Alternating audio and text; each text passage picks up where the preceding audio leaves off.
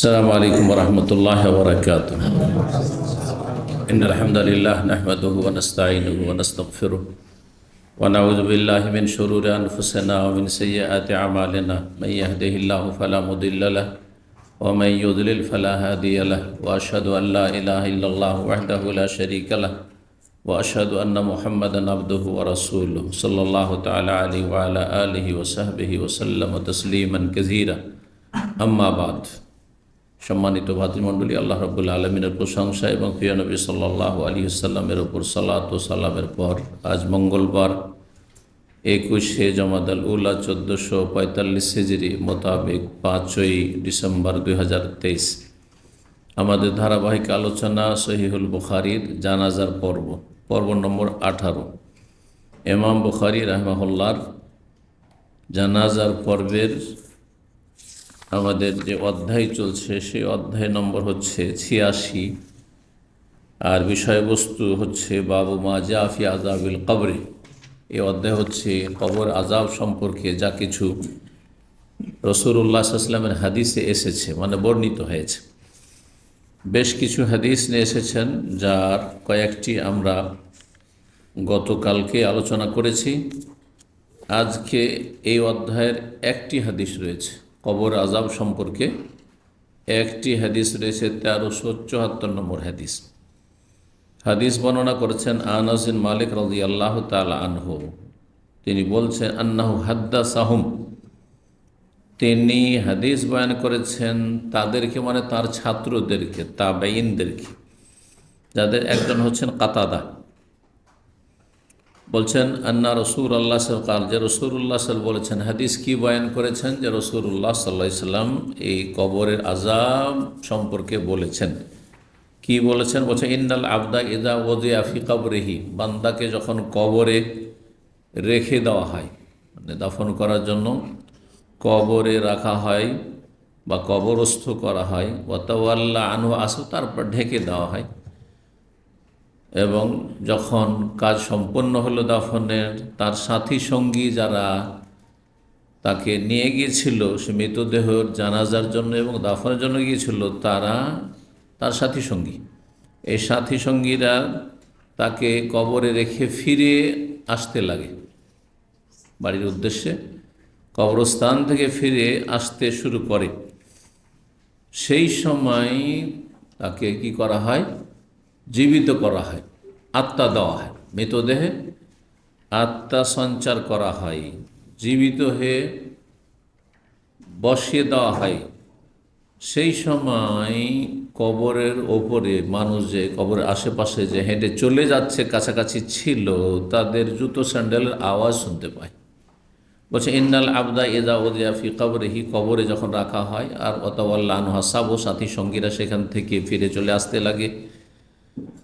ওয়া ইন্নাহু লা ইয়াসমা কারআনি আলিম, সেই সময় সে তাদের জুতো স্যান্ডেলের আওয়াজ শুনতে পায়। জুতো স্যান্ডেল মানুষ যখন হাঁটে আওয়াজ করে, আওয়াজ শুনতে পায়, অথচ সে আওয়াজ খুব জোরে আওয়াজ নয়। মানুষের জুতো স্যান্ডেলের আওয়াজ কি? ধপ ধপ করে মানুষ হাঁটছে, চলে যাচ্ছে, শুনতে পায়, অথচ মাটির ভিতরে আছে। এটা কি এমনি সম্ভব পার্থিব জগতে? বরং এই দেয়ালের আড়ে এখানে যারা আছেন, বাইরে কেউ যদি হাঁটাহাঁটি করে কিছু শুনতে পাচ্ছেন না, দেখতেও পাচ্ছেন না, শুনতে পাচ্ছেন, ঠিক না? কিন্তু কবরের চারপাশ থেকে লোকেরা সরে চলে যাচ্ছে এখন বাড়ির উদ্দেশ্যে, তাদের স্যান্ডেলের আওয়াজ শুনতে পাই সে মৃত ব্যক্তি যাকে জীবিত করে বসানো হয়েছে। তাহলে এটাও একটা গায়বী বিষয়, আর এটা হচ্ছে বারজাখী বিষয়, পারলৌকিক বিষয়। এটাকে বিশ্বাস করতে হবে এইভাবে, যেভাবে রাসূলুল্লাহ সাল্লাল্লাহু আলাইহি ওয়াসাল্লাম বলেছেন। এখন কেউ যদি এখানে যুক্তি দাঁড় করে, এটা কেমন করে হয়? জুতো স্যান্ডেলের আওয়াজ কবরের চারপাশে হচ্ছে, চলে যাচ্ছে লোকজন, আর মাটির ভিতর থেকে কী করে শুনতে পায়? আসলে সেটা দুনিয়ার জগৎ নয়, সেটা হচ্ছে বারজাখী জগৎ, পারলৌকিক জগৎ।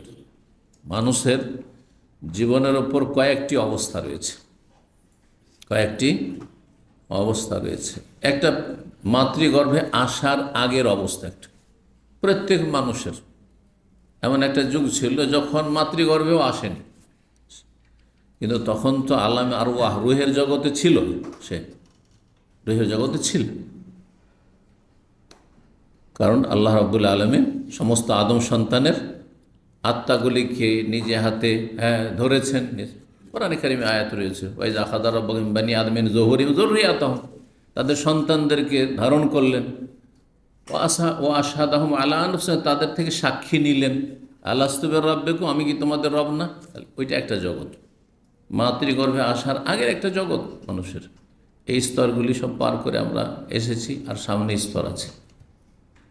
দ্বিতীয় স্তর হচ্ছে মাতৃগর্ভ, মায়ের পেটে। প্রত্যেকটা কিন্তু ভিন্ন ভিন্ন, প্রত্যেকটি স্তর ভিন্ন ভিন্ন, কোনোটার সাথে কোনোটার মিল নেই। মায়ের পেটে 8 মাস 9 মাস 10 মাস যা থেকেছেন প্রত্যেকে থেকেছেন, তাই না? আর তারপরে এটা ভূমিষ্ঠ হইল, তৃতীয় স্তর শুরু হইল। তৃতীয় স্তর হচ্ছে এ দুনিয়া। দুনিয়া যতদিন বাঁচলেন, আয়ু পেলেন, এইটা হচ্ছে তৃতীয় স্তর। চতুর্থ স্তর হচ্ছে এই বারজাখি জীবন, এই কবরে দাফন করা থেকে শুরু করে রূহ কোথায় চলে গেল? ভালো মানুষ হলে ইল্লিয়িন, ইন্নাল আবরারা লাফি ইল্লিয়িন। আর যদি খারাপ হয়, জাহান্নামী হয়, কাফের অথবা পাপিষ্ট মুসলিম, তাহলে সিজ্জিন। সিজন মানে জেল, আল্লাহর তৈরিকৃত জেলে শাস্তি পাচ্ছে। এটা আর একটা জগৎ। এটা কত স্তর হলো? 4 নম্বর স্তর হলো। 4 নম্বর হলো, 4 নম্বর স্তর হলো। 5 নম্বর স্তর, সেটা হচ্ছে যে কিয়ামত হয়ে গেল, আর তারপরে হাসর মাঠে হাজির হলেন, আর সেখানে চূড়ান্ত ফয়সালা হলো জান্নাতি না জাহান্নামী। আর তারপরে ফারিকুন ফিল জান্নাহ ওয়া ফারিকুন ফিস সাইর, জান্নাতীদের জান্নাতের জীবন, যেটা খালেদিনা ফিহা আবাদা, চিরস্থায়ী সেখানে। আর জাহান্নামীদের জাহান্নামের জীবন, যদি স্থায়ী জাহান্নামে, তো খালেদিনা ফিহা আবাদা, সেখানে চিরকাল। তো প্রতিটি মানুষের ওপর এই পৃথিবীতে আসার আগে থেকে শুরু করে জান্নাত জাহান্নাম যাওয়া পর্যন্ত 5টি স্তর রয়েছে। 5টি স্তর রয়েছে, কোনোটার সাথে মিল রাখে না। প্রত্যেকটির অবস্থা আলাদা আলাদা। বরজাখী জীবনে যে অবস্থা, সেটা কি জান্নাতে না জাহান্নামে? তবে আংশিক। বরজাখী জীবনের নেক লোক জান্নাতের আয়েশ আরাম পাবে, কিন্তু জান্নাতের মতো সেটা নয়, জান্নাতের মতো নয়, পার্থক্য আছে। এইরকমই জাহান্নামের শাস্তি পাবে পাপিষ্ঠরা বরজাখী জীবনে, কবরের এই মৃত্যু থেকে শুরু করে একেবারে হাসর মাঠে হাজির হওয়া পর্যন্ত, যতদিন দাফন হয়ে আছে, যতদিন কিয়ামত হয়নি, সেখানে শাস্তি পাচ্ছে। কিন্তু সেটা জাহান্নামের শাস্তির মতো নয়, যদিও জাহান্নামের আংশিক শাস্তি সেখানে আছে। প্রত্যেকটির অবস্থা কিন্তু আলাদা আলাদা, ঠিক কিনা? এমনকি এই দুনিয়ার 2টো স্তর নেন, মাতৃগর্ভ দুনিয়া, মায়ের পেটে চলেছে, ওটা তো দুনিয়া। আর মাতৃগর্ভতে ভূমিষ্ঠ হওয়ার পরে যে আপনার আমার আয়ু যে 50, 60, 100 যা আছে, যার যতটা আছে, এই দুটোতে কত ভিন্নতা। মায়ের পেটে বন্ধ আছেন, আর কত সুরক্ষিত জায়গাতে, তারপরে সেখানে খাবার দাবার আলাদা, খাবার পানীয় আলাদা, তারপরে সেখানে শ্বাস প্রশ্বাস নিচ্ছে, বাচ্চা সুস্থ আছে। কিন্তু আপনাকে যদি বস্তাতেও ভরে দেওয়া হয় ভূমিষ্ঠ হওয়ার পরে, কিছু বস্তাতে, তাতে কয়েক মিনিটের মধ্যে শেষ হয়ে যাবেন বলে, ঠিক কিনা? জি, এই 5টি স্তর মনে রাখবেন। তার একটি স্তর হচ্ছে কবরের জীবন। জি, আমরা দুনিয়ার জীবনটা সম্পর্কে অনুধাবন করি, মানে আমরা বুঝি কিছুটা যে দুনিয়ার জীবনটা কেমন হয়, কিন্তু বারজাখী জীবন, কবরের জীবন, ওয়ালাকিল্লাহ তাশউরুন, তোমরা জানো না তার ধরন সম্পর্কে, কেমন অবস্থা হয়, কি হয়, কিভাবে উঠিয়ে বসালো, কিভাবে মন কান্নাকের কথা বলছে। আচ্ছা, যদি কবরটাকে খুলে রেখে দিই দেখার জন্য, যে আমি একা দেখবো আমার আব্বার কীভাবে প্রশ্ন উত্তর হচ্ছে, দেখতে পাবেন নাকি? তাই না? দাফনই করবো না, যখন কবরে সওয়াল জবাব হবে দাফনই করবো না, সুরক্ষিত করে রেখে দু, চোখের সামনে রেখে দো, দেখি কখন হয়। আপনার চোখের সামনে হিসাব নিকাশ সব হয়ে গেল, প্রশ্ন উত্তর হয়ে গেল, কিছু দেখলেন না আপনি, ঠিক কিনা? জি হ্যাঁ। তো এই বিষয়গুলি বুঝলে আরেকটা বিষয় বোঝার সুবিধা হবে, সেটা হচ্ছে যে শহীদদের জীবন আছে, আল্লাহ বলছেন তাদেরকে মৃত বলিও না। আম্বিয়া রসুলগণের জীবন আছে, তাদেরকে মৃত বলিও না, মানে তোমাদের মতো মৃত নয়। কিন্তু তারা কি মারা যায়নি? যে শহীদ এসে মরেনি, বেঁচে আছে। দুনিয়ার মরণ মরে গেছে, এ দুনিয়ার জীবন তো নেই। ওই রকম আম্বিয়া রসুলগণ মারা যাননি, অবশ্য মারা গেছেন। তাহলে তাদের যে জীবনের কথা বলা হয়েছে, ওয়ালা তাকুলু লিমান ইউকতালু ফি সাবিলিল্লাহ আমওয়াত বাল আহইয়া, যারা আল্লাহ রাস্তায় নিহত হয়েছে তাদেরকে মৃত বলিও না, মানে তোমরা যেমন বিছানায় পড়ে মরে গেলে এমনি এমনি স্বাভাবিক মরণ মরলে ওই রকম নয়। আসলে যারা আল্লাহ রাস্তায় জেহাদ করে মরেছে অথবা আম্বিয়া রসুলগণের মারা গেছেন, তারপরও তাদের হায়াত হচ্ছে সবচাইতে বড় সম্মানজনক হায়াত জীবন। এই নয় যে মারা যায়নি, মারা গেছেন। তাদের মরে যাওয়া সত্ত্বেও কিন্তু সাধারণ মানুষের মরণের মতো নয়। এমনকি মুসলিম কাফেরের মরণ সমান না। মুসলিমও বিছানায় মারা গেল আর একটা কাফেরও বিছানায় মারা গেল, সমান না, মোটেই সমান না। একজন ভালো মানুষ মারা গেল আর মুসলিম সমাজেরই আর একজন পাপিষ্ট মুসলিম মারা গেল, দুইজনের মরণ সমান না। এর জীবন সম্মানজনক জীবন, যদিও সে শহীদ নয়, নবী নয়, তবু সম্মানজনক, নেক লোকের সম্মানজনক জীবন। আর যে একটি পাপিষ্ট মারা গেল সেই ব্যক্তি লাঞ্ছনাকর মরণ, আর তারপরে তার যে অবস্থা সেটা লাঞ্ছনাকর বড়ই আযাব শাস্তির। তো কিন্তু বিদাতীদের থেকে কোরআন সুন্নাহ অনুসারীদের পার্থক্য এখানে। বিদাতীরা বলছে যে দুনিয়ার মতো নবী রাসূলগণ জীবিত আছেন, আমাদের মতোই। শহীদরা মারা যায়নি, আমাদের মতো জীবিত আছেন। ওলি আউলিয়া জীবিত আছেন আমাদের মতো। এটা হচ্ছে তাদের শিরকি কথা।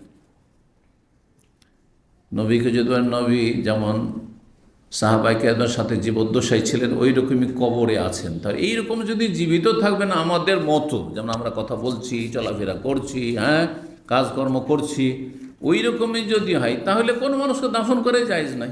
বেঁচে আছেন, জীবিত মানুষকে দাফন করা যাবে? তাহলে যেই মরণটা দুনিয়া আল্লাহ লিখে রেখেছেন, নবী রসুল যেই হোক, শহীদ হোক আর যেই কেউ হোক না কেন, সেই মরণ মরে গেছে। জিলানি মরে গেছে, চিস্তি মরে গেছে, শাহজালাল মরে গেছে, সবাই মরেছে। বোঝা গেছে? কুল্লু নাফসিন যায়িকা। আম্বিয়া রসুলগণ মারা গেছেন,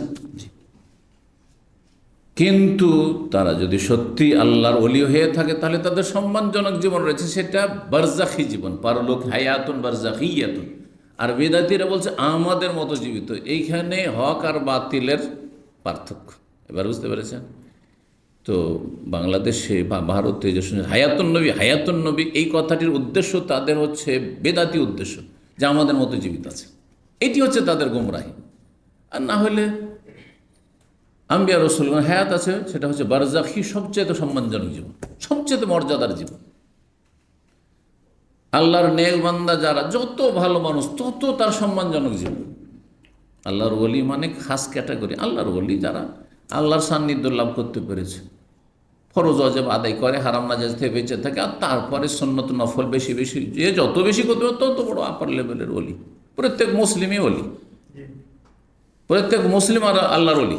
একটা সাধারণ মুসলিম আল্লাহর ওলি, আল্লাহর বন্ধু। শয়তানের বন্ধু তো বলা যাবে না। আর যে কাফের সে শয়তানের বন্ধু, শয়তানের ওলি। ফাকাতিলু আউলিয়া শয়তান, শয়তানের ওলিদের বিরুদ্ধে লড়াই করা আল্লাহ বলেছে।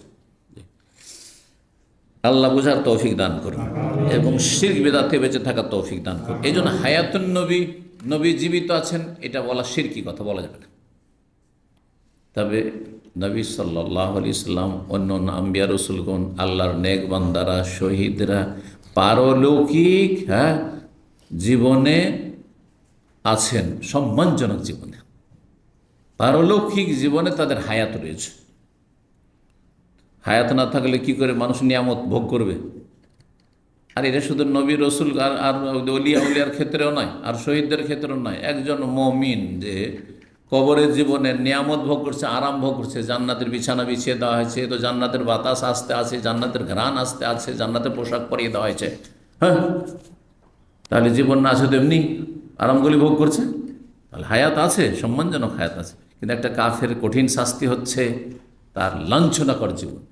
যেমন আমরা বলে থাকি, কেউ যদি দুনিয়ায় খুব কষ্টে থাকে, কষ্টের কাজ করে, তারপরে পেটের ভাত জুটে না, 12 ঘন্টা ডিউটি করেও পেটের ভাত জুটে না, সারাদিন রিক্সা চালায়, কত কষ্ট করে, তারপরে পেটের ভাত জুটছে না, কোনো শান্তি দিত। তখন আমরা বলে থাকি সাধারণত আমাদের ভাষায়, কি এটা কোনো জীবন হইল? বল না, মানে অশান্তির জীবনকে আমরা জীবনই মনে করি না, আর শান্তির জীবনটা, সুখের জীবনটা হচ্ছে জীবন। ওই রকম। তো চলেন কথা ব্যাখ্যা বিশ্লেষণে বাড়ালে কথা বলা শেষ নেই। আমরা আসল হাদিসের দিকে ফিরে আসি। জুতো স্যান্ডেলের আওয়াজ শুনতে পাই, এটি বারজাখি বিষয় বোঝাচ্ছিলাম, পারলৌকিক বিষয়। দুনিয়ার এই সীমিত বিবেক দিয়ে বুঝবেন, দুনিয়ার চোখ দিয়ে দেখবেন, এটা সম্ভব নয়। আতাহু মালাকানে, দুজন ফেরেস্তা চলে আসে, ফাইউক এদানহি, তাকে বসিয়ে দেয়, ফাইয়াকুলানে, আর দুই ফেরেস্তা বলতে থাকে। এখানে দুই ফেরেস্তার কথা আসলে গতকালকে নাম বলেছি, মুনকার এবং নাকির। বলেন ওই দুজন ফেরেশতা, মা কুনতা তাকুলু ফি হাযার রাজুলি, এই হাদিসটাতে সংক্ষেপ করে দেওয়া হয়েছে। বিস্তারিত যে হাদিস আছে তাতে রয়েছে 3টি প্রশ্ন করা হবে, আর 3টি প্রশ্ন উত্তর দিতে পারলে তখন বলে তুমি কেমন করে জানলে, মাশাআল্লাহ ভালোই তো উত্তর দিতে পারছো। এইটাকে কেউ মানে নতুনত্ব দিতে বলছে 4টি প্রশ্ন, যারা 3টে বলেছে ভুল, এইটাও একটা মানে তাদের ধোঁকাবাজি। কিন্তু আসল প্রশ্ন হচ্ছে 3টি, আল্লাহ সম্পর্কে, আল্লাহর দিন সম্পর্কে, রসুল সম্পর্কে। 3টি ইসলামের মূলনীতি। একজনকে মুসলিম হলে আল্লাহকে জানতে হবে, রসুলকে জানতে হবে, আল্লাহর দিন জানতে হবে। আল্লাহর দিন রসুল পর্যন্ত এসেছে, রসুল থেকে আমাদের কাছে এসেছে, এই 3টি বিষয় জানতে হবে।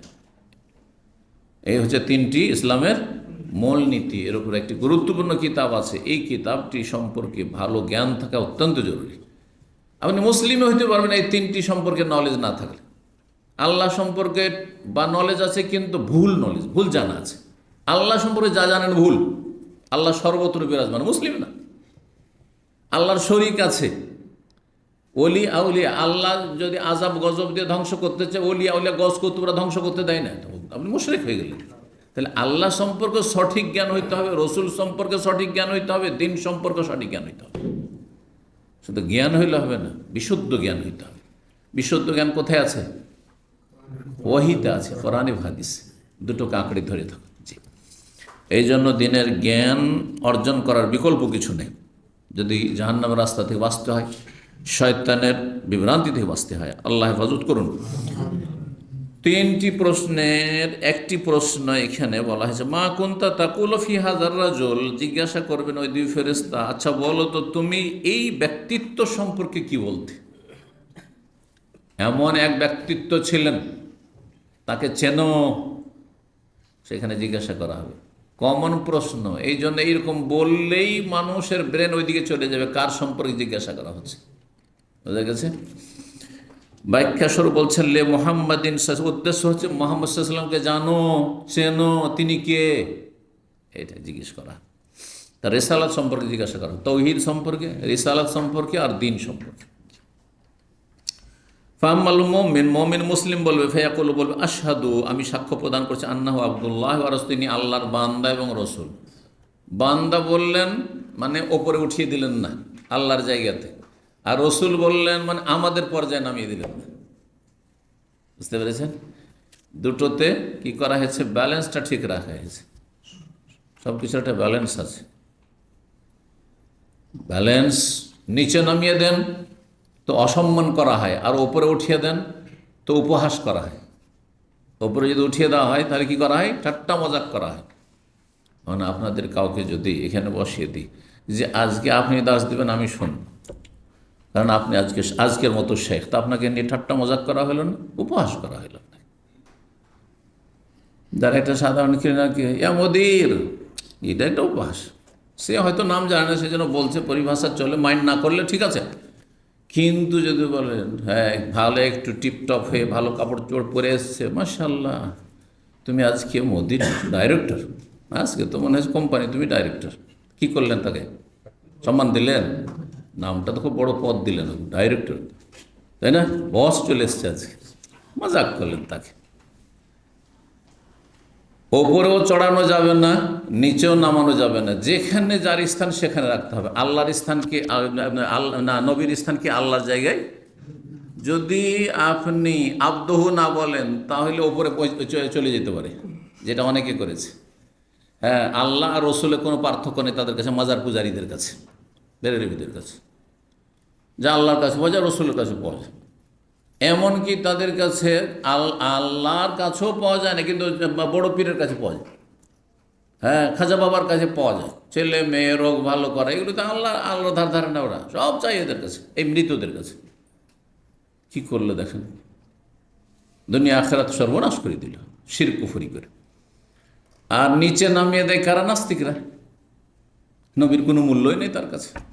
হ্যাঁ, বেদিনরা, সেকুলাররা, তাদের কাছে নবীর কোন মর্যাদা নেই। নবীর চাইতে অনেক বেশি মর্যাদা তাদের কাছে কার্ল মার্কসের, তো লেনিনের, তো আপনার এইরকম যেগুলো বড় বড় নেতা আছে, ফাসেক ফাজের পাপিষ্ট আছে পৃথিবীতে, অথবা তাদের সমান, যেমন একজন গান্ধী, যেমন একজন আপনার কি বলছে কার্ল মার্কস, যেমন একজন ধরেন না আর কেউ, হ্যাঁ, বিভিন্ন নেতাগুলি ঠিক ওই রকমই নবী মোহাম্মদ সাল্লাল্লাহু আলাইহি সাল্লাম।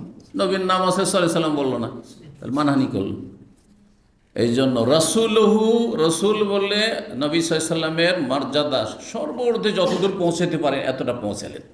রসুল আল্লাহর দূত, আল্লাহর দিন জানলে তার মাধ্যম ছাড়া কোনো উপায় নেই। রসুল মানে দূত, তাকে ছাড়া আপনি ইসলাম জানতে পারবেন না, শিখতেও পারবেন না, এবং তাকে অনুসরণ করা ছাড়া আপনি হেদায়েত পাবেন না। তার পথের প্রতীক হইতেই হবে। আর আবদহু, আল্লাহর গোলাম। আল্লাহর গোলাম বলে দেখি করলেন, দেখো যে আল্লাহর গোলাম হয় সে আল্লাহর সাথে অংশীদার হইতে পারে। হ্যাঁ, যে আল্লাহর কাছে যেটা চাও সেটা নবীর কাছে চেয়ে ফেলবে। সুতরাং মদিনা গিয়ে নবীকে বলবেন না এই কথা যে হ্যাঁ ইয়া রাসূল আল্লাহ, আল্লাহ রসুল আপনার কাছে বড় আশা নিয়ে এসেছেন, হ্যাঁ অনেক ক্ষুধার্ত এসেছি, একটা রুটির ব্যবস্থা করে দেন। আছে না? না, এটা কিতাবে, কোন কিতাব আছে জানেন কি? ফাজাইল আমল তবলিগি নেশাব আছে, এমন তবলিগি চিল্লাওয়ালা ভাইদের কিতাবে আছে।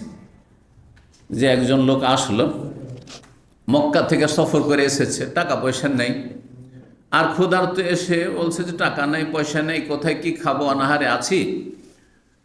তো এসে বলছে ইয়া রাসূল আল্লাহ, আজকে আপনার মেহমান হয়েছি, আপনি কি খাওয়াবেন না খাওয়াবেন সেটা আপনি বুঝেন। এই আমি শুইলাম, তারপর মসজিদ নববীতে শুয়ে গেল। যেমন শুয়ে গেল, সাথে সাথে স্বপ্নযোগে নবী সাল্লাল্লাহু আলাইহি ওয়াসাল্লাম নাকি এসে হাজির তার এই মানে আতিথ্যের জন্য, আপ্যায়ন করার জন্য। আর বলছে একটা বড় রুটি নিয়ে হাজির, আফগানি রুটি, বড় রুটি, এই বড় রুটি নিয়ে এসে হাজির। বলছে যে সেই রুটি, তখন আমি খেতে লাগলাম, ক্ষুধার্ত আছি, পেয়েছি রুটি, নবী সাল্লাল্লাহু আলাইহি ওয়াসাল্লাম নিয়ে এসছেন আমার আপ্যায়নে, তো নবীর মেহমান হয়েছি। রুটি খেতে খেতে অর্ধেক খাওয়াইছে, অর্ধেক হাতে আছে, ঘুম ভেঙে গেল। তো ঘুম ভাঙলে তার রুটি খুঁজে পাই না আমরা। বিবিকে পেয়েছেন 2 বছর, 3 বছর, 5 বছর, অনেকে দেশে যেতে পারছে না বিভিন্ন জটিলতার কারণে, আর তার বিবিকে পেয়েছেন অনেক, মাশাআল্লাহ, বিনোদন আমোদ ফুর্তি চলছে চলছে, হঠাৎ যদি ঘুম ভেঙে যায় আর বিবিকে পাবেন, হাই হাই, যদি স্বপ্নটা পুরা করতে পারতাম কত না কাজ হইতো, তাই না? কত না মজা লাগতো, কিন্তু স্বপ্ন মাঝ নদীতে থেকে গেল। তো এর কিন্তু মাঝ নদীতে থাকেনি, দেখেন এই ভণ্ডের।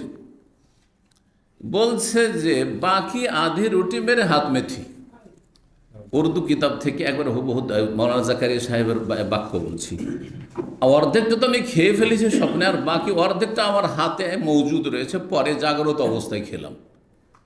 তাহলে এখান থেকে আপনি ইনডাইরেক্ট কি শিখলেন এই চিল্লাওয়ালাদের কাছ থেকে? যে দেখো, মদিনা গেলে রসুলের কাছে চাইবে, যদি রুটি পাওয়া যায় তো ছেলেও পাওয়া যায়, রুটি পাওয়া গেলে রোগ ভালো করেও পাওয়া যায়, রুটি পাওয়া গেলে চাকরিও পাওয়া যায় নবীর কাছে। ইয়া রাসূল আল্লাহ, সৌদি আরব এসেছি প্রবাসী হয়ে, ফ্রি ভিসায়, কাজ নেই, কাম নেই, চাকরি নেই, টাকা নেই, পয়সা নেই, ইয়া রাসূল আল্লাহ কি দিবেন দেন, সাথে সাথে চাকরি হয়ে গেল। এই শিরক কুফরি কাজ করবেন না? তাহলে এই তবলিগীদের কিতাবের তালিম ইসলাম শিখালো না শিরক কুফরি শিখালো? চিন্তা করো তো। জি, আবদহু, আল্লাহর বান্দা। বান্দা আবার কি দিতে পারে? গোলাম, গোলাম। হ্যাঁ, কেউ যদি বলে গোলাম, তো আমি তো আল্লাহর বান্দা, নবী আল্লাহর বান্দা, দুই বান্দাতে পার্থক্য নেই? আসমান জমিনেরও পার্থক্য আছে।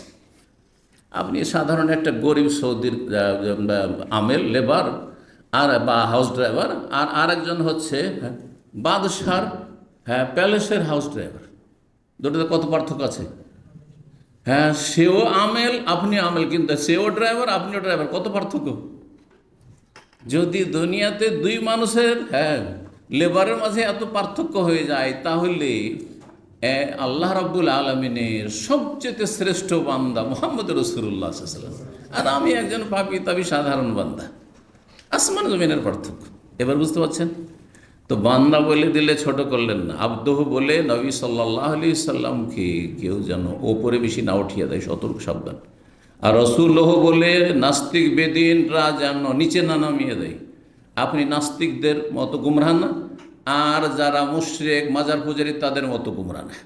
জি, অতিরঞ্জন নেই আপনার মধ্যে, বাড়াবাড়ি নেই, ছাড়াছাড়িও নেই, জি, আর শিথিলতাও নেই। মধ্যম পন্থা হচ্ছে দিন ইসলাম। তো আব্দুহ রাসূলুহুতে মধ্যম পন্থা শেখানো হয়েছে।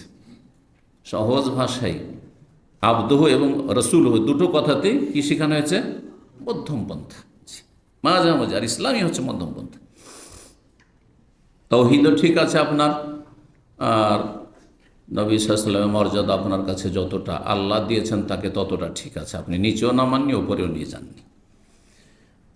তো মুমিন ব্যক্তি বলে আশহাদু, আমি সাক্ষ্য প্রদান করছি তিনি আল্লাহর বান্দা এবং রাসূল। ফায়াকাল, তখন তাকে বলে উনজুর, তুমি দেখো ইলা মাকআদিক মিনান নার, তোমার জাহান্নামের জায়গা কিন্তু এটা। আগে জাহান্নাম দেখানো হয়, দেখো তোমার কিন্তু জাহান্নামে এই জায়গা ছিল, তোমার একটা সিট জাহান্নামে ছিল, এই যে খালি আছে। কাদ আবদালাকা আল্লাহু বিহি মাকআদিম আল জান্নাহ, কিন্তু এই জাহান্নামের এই সিটের বিনিময়ে জান্নাতে একটি সিট আল্লাহ দিয়ে দিয়েছেন। এই যে দেখো জান্নাতের সিট, দুটোই আল্লাহ দেখান। কোথায় দেখান? কবরে। এত ছোট একটা কবর, ওখানে জান্নাতও দেখাচ্ছেন, আল্লাহ জাহান্নাম দেখাচ্ছেন। তো এই পার্থিব জীবনে সেটা সম্ভব বা বোধগম্য? বোঝা যাবে না, কারণ এটা বারজাখী বিষয়, পারলৌকিক বিষয়। দুনিয়ার ব্রেন বুদ্ধি দিয়ে বোঝার চেষ্টা করলে হবে না, কিন্তু কি করতে হবে? ঈমান নিয়ে বিশ্বাস করতে হবে। নবী সাল্লাল্লাহু আলাইহি ওয়াসাল্লাম বলেছেন বিশ্বাস করি। জাহান্নামও দেখানো হয় আর জান্নাত দেখানো, ভালো মানুষকেও জান্নাত জাহান্নাম দেখা হয়, আর খারাপ মানুষকেও জান্নাত জাহান্নাম দুটোই দেখানো হয়। বলছেন ফায়ারাহুমা জামিয়া, দুটোকেই দেখবে, জান্নাতের সিটও দেখবে আর জাহান্নামের সিট দেখবে। দেখো তুমি কত ভাগ্যবান, তোমার কিন্তু এখানে জাহান্নামে একটা সিট ছিল, কিন্তু তুমি ঈমান আমলের মাধ্যমে তোমার জায়গা চেঞ্জ করে তোমাকে জান্নাতে প্লেস করে দেওয়া হয়েছে, এখানে সিট দেওয়া হয়েছে। আল্লাহ। কাতাদা বলছেন ওযুকিরা লানা, আমাদের কাছে আরও আলোচনা করা হয়েছে এই হাদিসে, আন্নাহু ইউফসাহু লাহু ফি কবরি, তার কবরকে প্রশস্ত করে দেওয়া। কবর আর এই ছোটো 3.5 হাতের কবর থাকে না, ছোট্ট কবর থাকে না, সংকীর্ণ। কবরকে প্রশস্ত, কতটা প্রশস্ত করা হয় অন্য রিওয়ায়াতে রয়েছে তিনি যে মাদ্দাবাসারি, যতদূর পর্যন্ত দৃষ্টিশক্তি যায়, দৃষ্টিশক্তি যায়। দুনিয়া দৃষ্টিশক্তি তো আর বেশি যাবে না, তারপরে ধোঁয়া ধোঁয়া মনে হয়।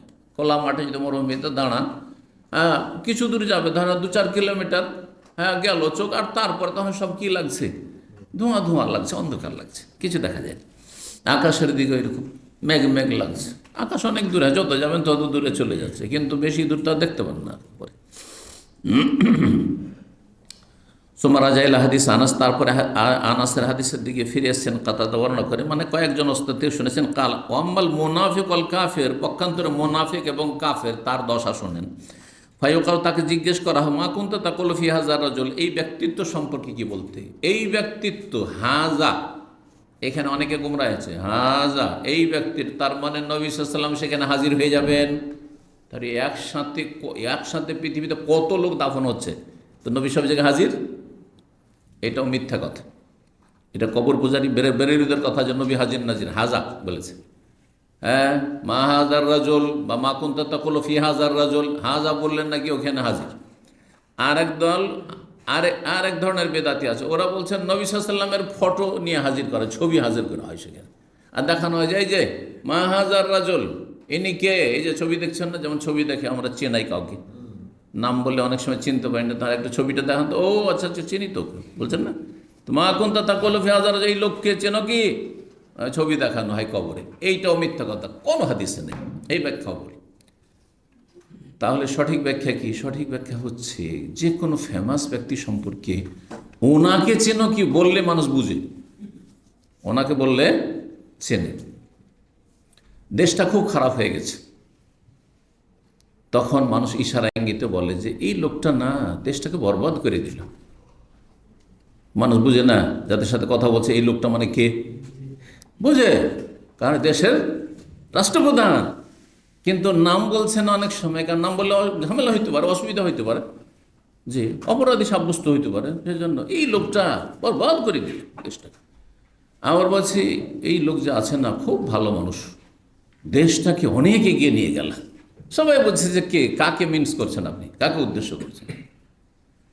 তো মানব জাতির কাছে বলা হচ্ছে যে এই ব্যক্তিত্বকে চেনো, সবাই জানে যে এখানে জিজ্ঞাসা কার সম্পর্কে হবে, মোহাম্মদ রসুল্লাহ সাল্লাল্লাহু সম্পর্কে জিজ্ঞেস হচ্ছে। জি, যেহেতু তিনি উম্মত রসুল, সারা বিশ্বের মানুষের জন্য তিনি রসুল হয়ে এসেছেন।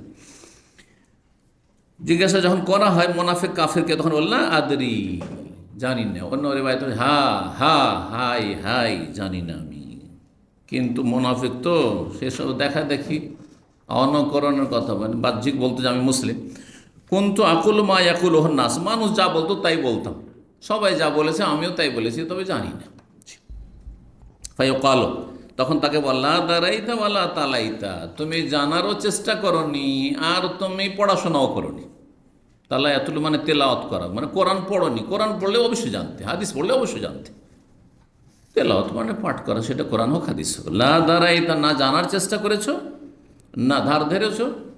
গরজ করলে অবশ্যই জানা যায়, গরজ করলে সব জানা যায়। আমরা এই বয়সে দেখেন, এই স্মার্টফোন কয়দিন আগে এসেছে, 50-এর পরে স্মার্টফোন। 50 বয়স হওয়ার পরে ছোট বাচ্চাদের কাছ থেকে, 2-4 বছরের বাচ্চার কাছ থেকেও শিখতে হচ্ছে আমাদেরকে অনেক কিছু, কারণ ওরা মনে রাখতে, ওরা আমার মনে রাখতে হয় না। একটা জিনিস শিখছি, কম্পিউটার প্রথম আমি অন অফ করতে জানতাম না, শিখলাম এই দামাম এসে। প্রথম অন করে দিয়েছি একদিন, প্রথম যখন শিখাই 1999 প্রথম কম্পিউটারে, যখন প্রথম এই সেন্টারে আসলাম, অন করে দিয়েছি আর তারপর অফ করতে জানি না। আর কেউ নেই, অফিস থেকে সবাই চলে গেছে, তো আমি তখন ব্যাচেলর, তো একাই আছি। আর তখন দায়ীও কেউ ছিল না, মাত্র 2-3 জন দায়ী ছিলাম। তো ওরা চলে গেছে, আমি একা আছি। তো সারা রাত চলবে, তো কারেন্টটা নষ্ট হবে, অপচয় হবে। তো আমি দিলাম একবারে, সাথে সাথে শাটডাউন করে, অফ ডাইরেক্ট টিপে অফ করে দিলাম, নাকি ওই তারটাই টেনে নিলাম মনে হয়, এইরকম কিছু করলাম, বুঝতে পারছেন? তো শিখেছি আলহামদুলিল্লাহ, যতটা প্রয়োজন ততটা করছি। তাতে একসময় আমাকে প্রথম, আজকের থেকে 7-8 বছর আগে, তখন বাঙালিরা কি হোয়াটসঅ্যাপ নামটাই জানতো না। প্রথম উর্দুভাষী একজন আলেম, এখানে ব্যবসা বাণিজ্য করতেন উনি, ওয়াইস মাদানী সাহেব, আমার খুব ভালোবাসতেন। তো উনি এসে বলছেন যে শেখ, একটা অ্যাপস এসছে হোয়াটসঅ্যাপ, তো সেটা যদি ইউজ করেন খুব ফায়দা আছে, তাতে কোনো ছবি আসবে না, খারাপ কিছু নেই, খুবই ভালো, আর মেসেজ টেসেজ পাঠানোর জন্য খুবই ভালো। আমি কোনো গুরুত্বই দিলাম না, মানে কি এগুলো শিখতে যাবে, ঝামেলা, ওইসব নাম শোনাটাই ঝামেলা ছিল তখন। এই হোয়াটসঅ্যাপের গুরুত্ব দিলাম না। তারপর ওই করেই গেল 2-3 মাস 4 মাস। আর একদিন বলছে আপনি হোয়াটসঅ্যাপ আপনার এতে করেননি, ডাউনলোড করেননি। আমি বললাম যে ভাই আমি কিছু বুঝি না ওই সময়। তারপরে যেন কাউকে দিয়ে করিয়ে দিল, কি করে দিল। আর তারপরে প্রথম তো তারপরও বুঝি না, দীর্ঘদিন ধরে ভয়েস মেসেজ দেওয়া জানতাম না আমি, লিখে যা কিছুতে লিখা সময় লাগে। তখন একদিন এক ভাই, আমার ছাত্র সাধারণ, বলছে যে আপনি এখানে টিপে ধরেন আর ধরে থাকেন, ছাড়িয়েন না, ধরে থাকেন আর উত্তরটা দেন ওর মোবাইলে। কথা বুঝতে পারছি, মক্কাই তাও প্রথম আর কি। আমার মোবাইলে আমি ভয়েস মেসেজ জানতামই না, যেমন করে দেয়। বিরক্তি লাগছে, ও গাড়িতে বসে আছে, বলছে এই উত্তরটা একটু দিয়ে দেন, প্রশ্ন উত্তরটা। বলছে চেপে ধরে থাকেন, ও ড্রাইভ করছে, বলছে চেপে ধরে থাকেন, ছাড়িয়েন না। আমার শিক্ষার কথা বলছি, দুনিয়ার সবই শিখলাম আর আল্লাহ সম্পর্কে শিখলাম না, রসুল সম্পর্কে শিখলাম না, ইসলাম সম্পর্কে শিখলাম না, আর জান্নাতের আশা করে বসে আছি। চলবে? আজকাল অধিকাংশ মুসলিমদের অবস্থা এরকম, যেটা বোঝাচ্ছিল, চলবে না। মাতারেকামিন হাদিদ, তখন এই কাফের মোনাফিককে লোহার হাতুড়ি দিয়ে মার দেওয়া, দরবাতান, এমন একটা বাড়ি দেওয়া হবে, দরবা মানে এক বাড়ি দেওয়া হবে, এমন একটা আঘাত করা হবে, ফায়াসি হোসাই হাতান, তাতে বিকট শব্দে চিৎকার করবে, বিকট তার চিৎকার হবে। সেই হা ইয়াসমহামাইয়ালি, তার আশেপাশে যত আল্লাহর সৃষ্টি আছে সব কিছুই শুনবে। গায়রা সাকালাইন, একমাত্র 2টো সৃষ্টি ছাড়া, সাকালাইন তাসনিয়া দ্বিবচন, মানুষ এবং জিন ছাড়া। সাকালাইন 2টি সৃষ্টি, অর্থাৎ মানুষ এবং জিন ছাড়া। এই হাদিসে মানুষ জিনের কথা রয়েছে, সামনে আরেকটি হাদিস আছে শুধু মানুষের কথা রয়েছে। তো যখন 2টি আছে তাহলে শুধু মানুষ নয়, জিনও, যেহেতু জিনের ওপরও শরীয়তের দায়িত্ব রয়েছে, আদেশ নিষেধ রয়েছে, তাদের জন্য ইমান ইসলামের। আর তাদের মধ্যে মুমিন কাফের রয়েছে, ভালো মন্দের ক্ষমতা রয়েছে, যেমন মানব জাতির মধ্যে ভালো মন্দের ক্ষমতা রয়েছে এবং তাদের হিসাব নিকাশ আছে, ওই রকমই জিনদেরও হিসাব নিকাশ আছে আল্লাহর কাছে। এই জন্য সাকালাইন বলা হয়েছে। আচ্ছা, সাকালাইন জিন এবং ইনসান কি সাকালাইন কেন বলা হয়েছে? এই কথাটি কোরআনে এসেছে। কোরআনে কোথায় আছে বলতে পারেন কেউ? সূরা রহমান, সানাফরুগু লাকুম আইয়ুহা সাকালান। সূরা রহমান আয়াত নম্বর 31 আল্লাহ বলছেন সানাফরুগু লাকুম, আমি তোমাদের উদ্দেশ্যে মনোযোগী হব। এই নয় যে আল্লাহ ব্যস্ত আছেন। সানাফরুগু মানে শাব্দিক অর্থ হয় আমি অবসর হব। দুনিয়ার ক্ষেত্রে আমরা বিভিন্ন কাজে ব্যস্ত থাকলে আচ্ছা আপনার এই কাজটার জন্য অবসর হব, কিন্তু আল্লাহর ক্ষেত্রে এটা প্রযোজ্য না। মানে আমি তোমাদের বিষয় তোমাদের এই শুরু করব, তোমাদের হিসাব নিকাশ, তোমাদের জন্য যা কিছু রয়েছে, তোমাদের পরিণাম ইত্যাদি। এক কথায় তোমাদের সব খোঁজ খবর রাখছি এবং তোমাদের জন্য নিযুক্ত করা আছে কেরামান কাতিবিন, আর তারপরে তোমাদের হিসাব নিকাশ। সানাফরুগু লাকুম, তোমাদের হিসাব নেব। সানাফরুগু লাকুম, তোমাদের জন্য আমি মনোযোগী হব, মানে তোমাদের উদ্দেশ্য করব। আইয়ুহা সাকালান, হে জিন এবং মানুষ। জিন মানুষকে সাকালান কেন বলা হয় না? তিনটি কারণ আলেমরা বর্ণনা করেছেন। সাকাল সিকলুন থেকে, সিকল মানে বোঝা, সিকলুন মানে বোঝা। সূরায়ে জিলজালে রয়েছে ওয়া আখরাজাতিল আরদু আসকালাহা, এমন একটা সময় আসবে যখন মাটি জমিন তার বোঝাকে বের করে ফেলে দেবে, উগলে ফেলে দেবে। যে আপনার ভূগর্ভে মাটির ভিতরে যে বোঝা আছে সে বোঝাকে কি করে দেবে? বের করে ফেলে দেবে, উগলে ফেলে দেবে। যেমন ভিতরে কিছু আছে আর বমি করে ফেলে দিচ্ছেন আপনি, ঠিক তেমনি মাটির পেটে যা কিছু আছে তা উগলে ফেলে দেবে, বের করে দেবে। কি বের করে দেবে? কেউ বলেছেন যে খনিজ সম্পদ যত আছে সব উপরে চলে আসবে হাতের নাগালে। দেখেন, এক সময় পেট্রোল কি ছিল না? আজকের থেকে 500 বছর আগে আরব দেশে ছিল না? ছিল, কিন্তু জানতো না। এখন যান্ত্রিক সভ্যতাতে এমন যন্ত্র তৈরি হয়েছে যে কোথায় পেট্রোল আছে, আছে তো কতটা আছে, কোথায় গ্যাস আছে, কোথায় কোন পদার্থ আছে, আর কোথায় আপনার স্বর্ণ আছে, তো চাঁদি আছে, তো আছে, সব তলাশ করা হয়ে যাচ্ছে। আর এটা বের করলে যে খরচটা হবে তাতে লাভ হবে না লস হবে, সব করে নিচ্ছে। এছাড়া এটা তো হয়েই গেছে, মানে প্রাথমিক এই ভবিষ্যৎবাণী বা কিয়ামতের লক্ষণ এটা তো চলে আসছে। কিন্তু এমন একটা সময় আসবে যেই সময় জমিনের ভিতরে আর কিছু থাকবে না, খনিজ পদার্থ যা কিছু স্বর্ণ চাঁদি ধন ভাণ্ডার আছে সব উগলে ফেলে দেবে, জমিনের ওপরে ফেলে দেবে। যা মানুষ খুব ভোগ করো, আর পৃথিবীর নেই, ভোগ করে লাভ নেই, নিবে আর তারপরে কিয়ামত হয়ে যাবে, আর ভোগ করার সুযোগ পাবে না। ওয়া আখরাজাতুল আরদু আসকালাহা, কেউ কেউ তাফসীর করেছেন। আর একটি তফসির হচ্ছে আসকাল মানে মৃতদেহকে উগলে ফেলে দিবে। যত মানুষ মারা গেছে সব কোথায় আছে? মাটির পেটে আছে, ভূগর্ভ আছে, মাটির ভিতরে আছে। এক সময় যেদিন কিয়ামত হবে সেদিন মাটি ফেটে যাবে, প্রত্যেক জায়গার মাটি ফাটবে, যা কে যেখানে দাফন করা হয়েছে আর সেখান থেকে মাটিতে উগলে ফেলে দেবে। যা এখন হাসরের মাঠে যা। ওয়া আখরাজাতিল আরদু আসকালাহা, মাটি তার বোঝাকে বের করে ফেলে দেবে। জি, তো আসকাল এখানেও কিন্তু মৃতদেহকে কি বলা হয়েছে? আসকাল বলা হয়েছে, সিকলের বহু বচন। তো সাকালাইন জিন এবং ইনসানকে কেন বলা হয় তার একটি কারণ শোনেন। একটি কারণ হচ্ছে যে জিন এবং ইনসান অন্যান্য যত সৃষ্টি রয়েছে তার মধ্যে বেশি সম্মানিত, মর্যাদাপূর্ণ। এদের যেমন নেকি করার ক্ষমতা আছে, ভালো কাজ করে, তেমন মন্দর ক্ষমতা আছে। মন্দর ক্ষমতাকে যদি দমন করে আর নেকির কাজ করে তাহলে এরা কত ভালো। তাহলে আপনার মধ্যে হালাল খাওয়ার ক্ষমতা আছে, হারাম খাওয়ার ক্ষমতা আছে, কিন্তু হালাল খাচ্ছেন, হারাম একটা পয়সা খাচ্ছেন না। এটা আপনার ভালো বৈশিষ্ট্য না? ভালো বৈশিষ্ট্য। কিন্তু ফেরেশতা হারাম করতেই পারবেন, ও ক্ষমতাই নেই ওর মধ্যে। জিন পাপ করতে পারবে, নেকি করতে পারবে। মানুষ পাপও করতে পারবে, নেকি করতে পারবে। ঘুমিয়েও থাকতে পারতেন আর মসজিদও যেতে পারতেন। আপনি ঘুমিয়ে থাকলেন না, মসজিদে চলে গেলেন, তাহলে আপনি প্রশংসিত না? আপনার খারাপ শক্তিকে নির্মূল করলেন, দমন করলেন, আর ভালো কাজটা করলেন আপনি, অথচ খারাপটা করতে পারতেন। যে ভালো মানুষ একবারে নেক, সচ্চরিত্রে, সে ব্যভিচার করতে পারবে না? পারবে। খুন করতে পারবেন না, কিন্তু করেন না। এটা তার বৈশিষ্ট্য যে আমার মধ্যে এইসব ক্ষমতা আছে, যৌন চাহিদা আছে, তারপর আমি তার কাছেও যাই না।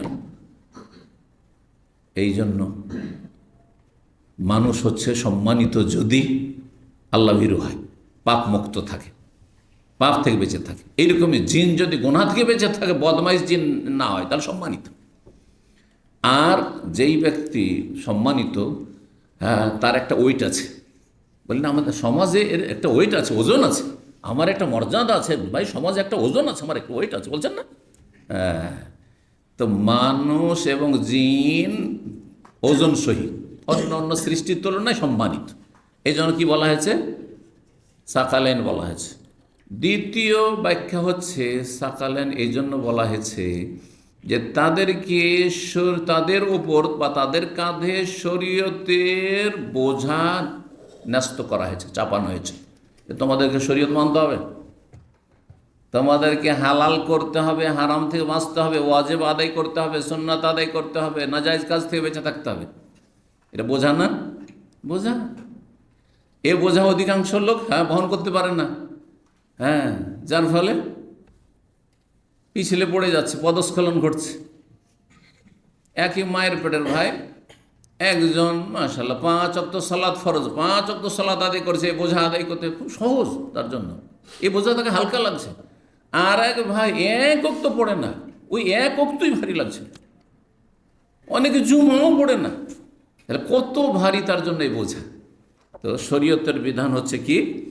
বোঝা। কয়টি হলো? 2টি। আর তৃতীয় হচ্ছে মানুষ আর জিনকে সাকালান, সাকাল মানে বোঝ, সেকেল মানে বোঝ বা বোঝা। তো কেন বলা হয়েছে? এই জন্য যে মানুষ আর জিনের সিংহভাগ, অধিকাংশ মানুষ, অধিকাংশ জিন গুনহার বোঝায়, পাপের বোঝায় ভারাক্রান্ত। মানুষকে 2 ভাগে ভাগ করেন। গুনহার বোঝা মানুষের বেশি না নেকির বোঝা বেশি? গুনহার বোঝা বেশি। অধিকাংশ লোকের গুনহার বোঝা, গুনহার বোঝা। তো এই জন্য যে গুনহার বোঝে ভারাক্রান্ত মানব জাতি আর জিন জাতি, সেই জন্য তাদেরকে কি বলা হয়েছে? সাকালিন বলা হয়েছে। 87 নম্বর অধ্যায়, বাবু তাওয়াজ মিন আযাবিল কবর। এই অধ্যায় হচ্ছে কবরের আযাব থেকে আশ্রয় কামনা সম্পর্কে। কবর আযাব থেকে আশ্রয় কামনা করতে। এতক্ষণ তো কবরের আযাব সম্পর্কে। আযাব যেমন কবরে হয় পাপীকে, তেমনি নেক লোক শান্তি ভোগ করে, নিয়ামতপূর্ণ জীবনযাপন করে, সেখানে সে ভোগবিলাসের জীবনযাপন করে। জি, জান্নাতের নিয়ামতগুলি পেতে থাকে। এখানে কবর আযাব যখন হয়, তো কবর আযাব থেকে কী করতে হবে? আল্লাহর কাছে আশ্রয় চাইতে হবে, আল্লাহ তুমি রক্ষা করো কবর আযাব থেকে। জি। 1375 নম্বর হাদিস বর্ণনা করেছেন বারা বিন আযিব রাদিয়াল্লাহু তাআলা আনহু, আবু আইয়ুব আনসারী রাদিয়াল্লাহু তাআলা আনহু থেকে কাল, তিনি বলছেন খারাজান নবী সাল্লাল্লাহু আলাইহি ওয়াসাল্লাম, একদিন নবী সাল্লাল্লাহু আলাইহি ওয়াসাল্লাম বের হলেন বাড়ি থেকে। ওয়াকাদ ওয়াজাবাতিশ শামসু, সেই সময় সূর্য ডুবেই গেছে।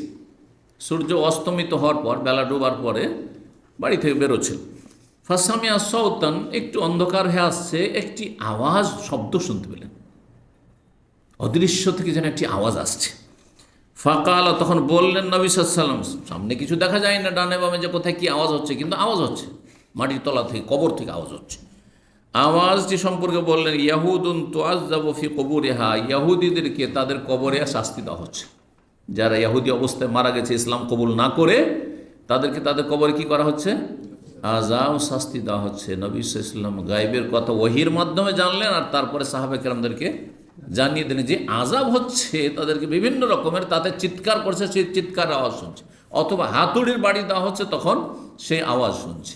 চিৎকারের আওয়াজ শোনে, আর যে মারধর করা হয়, শাস্তি দেওয়া হয়, তার আওয়াজ শোনা যেতে পারে। সব কিছু শুনে একমাত্র জিন এবং মানুষ ছাড়া। রাসূলুল্লাহ সাল্লাল্লাহু আলাইহি ওয়াসাল্লাম তো মানুষ, কিন্তু তিনি শুনেছেন। সব সময় শোনা প্রমাণিত, যখন আল্লাহ শুনিয়েছেন, যখন আল্লাহ শুনিয়েছেন, যখন আল্লাহ জানিয়েছেন। জি।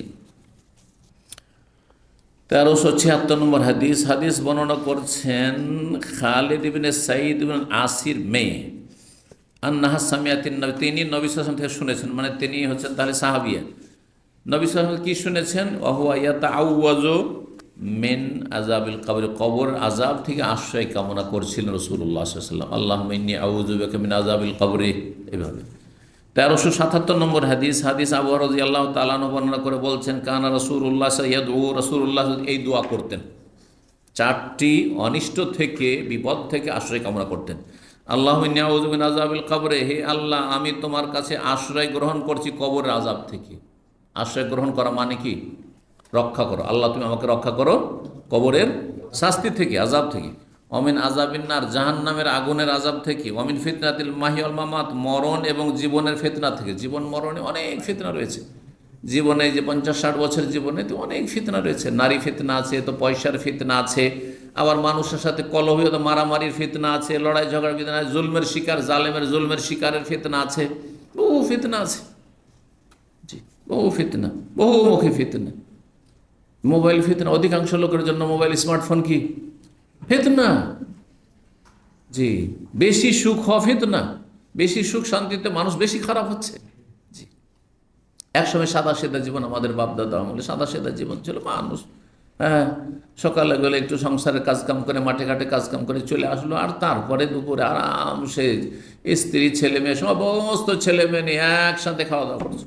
আর খাওয়া দাওয়া করে বিকেলে আসর হলে একটু হাট বাজারে দিয়ে বেরিয়ে গেল, আবার মাগরিব হলে চলে আসলো, বাস আর এসব পড়ে সাথে সাথে ঘুমিয়ে গেল। কত শান্তির জীবন ছিল। রাত 9টার পরে কাউকে আপনি জেগে পেতেন না। আমরা আমাদের জীবনে দীর্ঘ সময় এরকমই কেটেছে।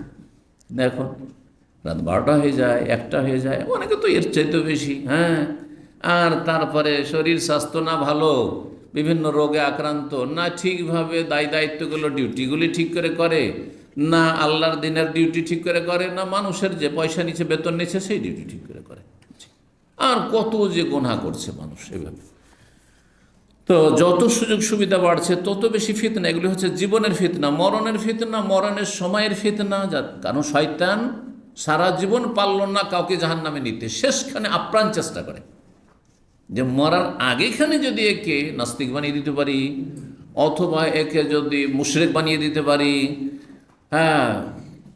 এগুলো যদি সম্ভব না হয়, তাহলে কমপক্ষে সে মারাত্মক রোগে আক্রান্ত, খুব কষ্ট পাচ্ছে, এই কষ্টের অবস্থা তাকে তকদির সম্পর্কে অসন্তুষ্ট করে দিয়ে, যে আল্লাহর উপর অসন্তুষ্ট হয়ে যায়। আল্লাহ, তুমি আমাকে এত কষ্ট দিয়েছে, আল্লাহ আর বরদাস্ত করতে পারছি না। শয়তান সাকসেস হয়ে গেল যে আপনি 60 বছর সারা জীবন সুখে থাকলেন, আর 2 দিন 3 দিন মারাত্মক অসুস্থ হয়ে সিরিয়াস হয়ে আপনি খুব কষ্ট পাচ্ছেন, তাতে তকদিরের উপর অসন্তুষ্টি প্রকাশ করে আপনি যেন তকদির প্রতি ঈমান হারিয়ে দিলেন। আপনি ঈমান হারিয়ে গেলেন, অথবা বিভিন্ন পাপে জড়িয়ে গেল। হয়তো ঈমান হারালো না, কিন্তু বিভিন্ন পাপে জড়িয়ে গেল। সারা জীবন ভালো করে আসছিলেন, যেই দিন মরণ আছে, আর সেই দিন রাত্রে খারাপ কোনো ব্লু ফিল্ম, নোংরা ছবি দেখে আর বা গান টান শুনে তারপরে হঠাৎ করে মৃত্যু। সারা জীবন অনেকের আছে 50 বছর পর্যন্ত জেনা ব্যভিচারের কাছে যায়নি, পরকায় লিপ্ত হয়নি, কোনো মেয়ের সাথে, কোনো ছেলের সাথে, বেগানা পুরুষ বা বেগানা মহিলার সাথে কোনো সম্পর্ক ছিল না। 50 বছর বয়সে গিয়ে নারী কেলেঙ্কারিতে জড়িত, বা আপনার সোশ্যাল মিডিয়ার ফিতনাতে কারো প্রেমে লিপ্ত হয়ে গেল, আর তারপরে চরিত্র নষ্ট করে দিল, ইত্যাদি ইত্যাদি বহু রকম ফিতনা, জীবনের ফিতনা, মরণের ফিতনা। শেষখানে যদি পাপের অবস্থায় কেউ মারা যায়, ফরজ ওয়াজিব ছেড়ে দিয়ে মারা গেল, অথবা গুনহার অবস্থাতে পাপ করেছে ওই সময় মারা গেল, পাপের সময় মারা গেল, অন্যায় কাজ, মারামারি করতে গিয়ে, কারণ জুলুম করতে, মারামারি করে, 2 দিক থেকে অস্ত্র এনে মারা, সারা জীবন ভালো মানুষ ছিল, কিন্তু এমন একটা ফিতনা ফেসে গেল, পারিবারিক দ্বন্দ্ব, অথবা টাকা পয়সা নিয়ে জমি জায়গায় নিয়ে মারামারি, আর ভালো মানুষ মারামারি করতে গিয়ে সেখানে মরে গেল, গুনাহার কাজে মারা গেল। কাতেল মকতুল, যে খুন করলো, যে খুন হইল, দুজনে জাহান্নামে, নবী সাল্লাল্লাহু আলাইহি ওয়াসাল্লাম বলেছেন। অথচ সারা জীবন ভালো, লোকটা ভালো ছিল। শয়তান এই সময় কী করলো, আপনার ক্ষতি করে দিল, খুশি হয়ে গেল। জীবন মরণের বহু ফিতনা রয়েছে। এইরকমই দাম্পত্য জীবনে ফিতনা, ছেলে মেয়েদেরকে নিয়ে ফিতনা, ইন্নামা আমওয়ালুকুম আওলাদুকুম ফিতনা, মাল ধন সম্পদও ফিতনা, আর ছেলে মেয়েও ফিতনা।